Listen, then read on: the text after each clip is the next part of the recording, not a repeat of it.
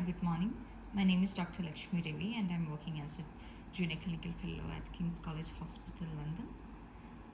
I'm honored to present our study titled An Analysis of the Results of Broad Spore Lesions in a Tertiary Care Center in South India, which was conducted in Lakshmi Hospital and Research Center in Kochi, Kerala, India. The study exposed how broad spore breast lesions correlate with malignancy and how imaging and clinical features help predict cancer. So in today's talk, I'll briefly review breast cancer and the broad system. Then I'll walk you through our study design, methods, key findings and diagnostic insights, followed by clinical takeaways and conclusions. Breast cancer is the most common cancer in women worldwide. In India, it accounts for over 26% of all female cancers.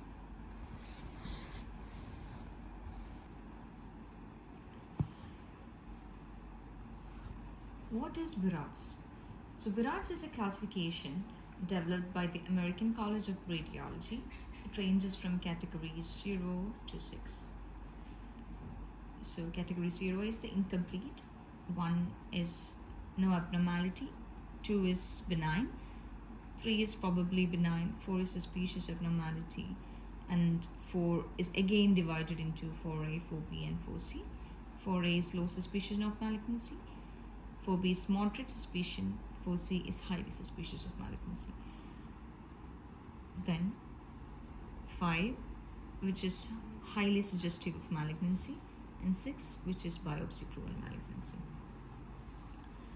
And BIRADS 4, as I said before, it is labeled suspicious and indicates the need for biopsy, and its risk of malignancy ranges widely from 2% to 95%. Why BIRADS 4 matters? BIRADS 4 lesions are important because they are neither clearly benign nor definitely malignant. They are further divided into 4A, 4B and 4C with increasing risk. Our study looked at how many of these cases were truly cancer and which features predicted that.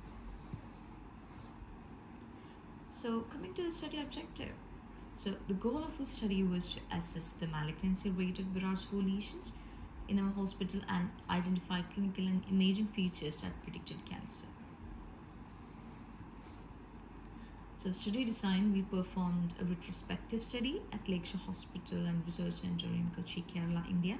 It included all the patients with BIRADS 4 lesions from December 2019 to December 2022 who had a final histopathological diagnosis.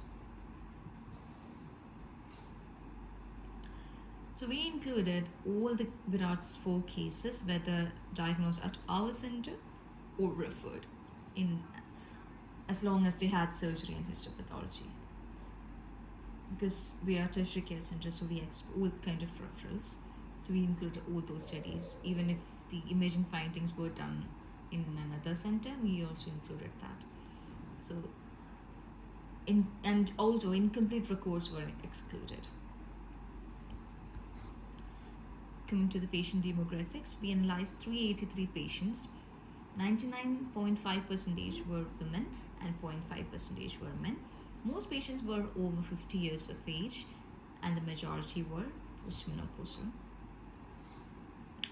Coming to the clinical presentation, the most common presentation was a palpable lump seen in over 80% of the patients. Other symptoms included nipple discharge, breast pain or routine health checkup. Notably, 85.8% of the malignant cases presented with the lump. Then imaging modalities. Most patients had ultrasound, either as a primary or supplementary tool. 270 patients underwent mammography, 35 had MRI. Coming to the mammogram findings, the most common finding on mammogram was mass lesions, followed by speculations and calcifications. mass lesions were strongly associated with malignancy.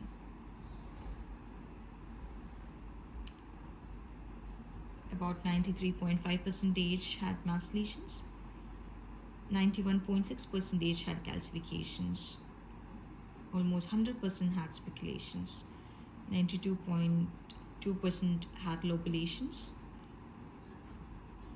96.9% had architectural distortion, 93.5% had mass lesion plus calcifications.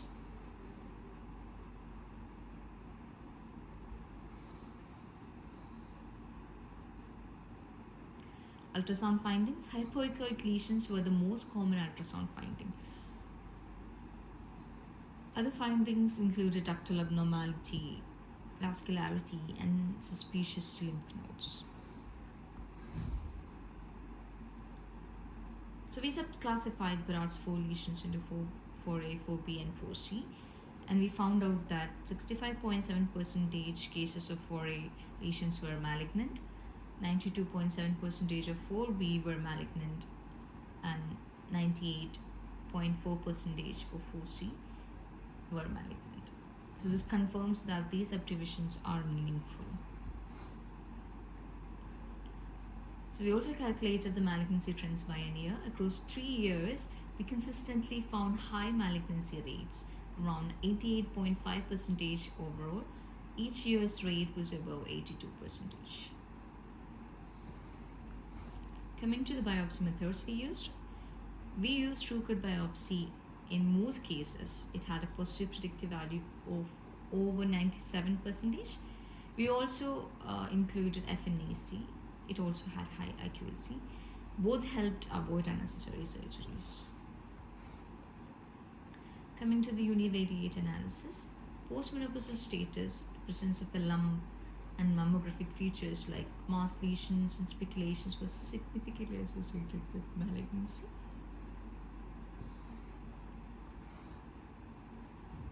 Coming to the multivariate regression, after adjusting for confounders, 3 factors independently predicted malignancy: postmenopausal state, mass lesion on mammogram, ductal abnormality on ultrasound, and interestingly, it was more common in benign cases.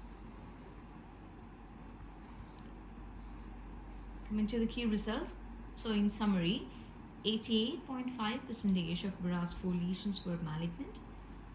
Mass lesions and postmenopause were the most predictive. Barrett's 4 subcategories added clarity. Core biopsy was very accurate. So compared to other studies, like one in Malaysia, which we compared our study with, it showed 26.8% malignancy in 4 lesions, but in our study we included all the lesions, which were all the imaging findings, which were also referred from other centers, because our center is a tertiary care center, and we include all those in the study. So it could have been the reason why there were some discrepancies in the findings, but however, the findings support the importance of prompt biopsy in Barrett's 4 lesions. So in clinical practice, Barrett's 4 lesions must be biopsied. Mass lesions, palpable lumps, and postmenopausal status raise suspicion. Mammogram and ultrasound remain vital. True cut biopsy is preferred for diagnosis. So there were certain limitations to our study because our study was retrospective and it was a single center based study, and also the MRI data was limited, but the high volume and clear trends make it clinically meaningful. So in a country like India, where the resources are limited, we do not usually want to do an MRI scan. So that is why it is still limited in India. So there were certain cases in our study which only MRI, since MRI is seriously very sensitive, it was able to pick up minute lesions, and for some patients, MRI was the only modality through which we could identify that they had malignancy. even when their ultrasound and mammogram findings were negative. But in a country like India, we are limited of resources, so we may not be able to do MRI for each and every patient, but it is still a very good option. If we are clinically suspecting a malignancy but our imaging findings are not in line, or if it is doubtful, we could go for MRI. So in conclusion, Virat's 4 lesions had a high malignancy rate in our cohort. Imaging features in post-menopausal stages were valuable predictors. Routine screening and early diagnosis remain key in reducing breast cancer mortality. Thank you.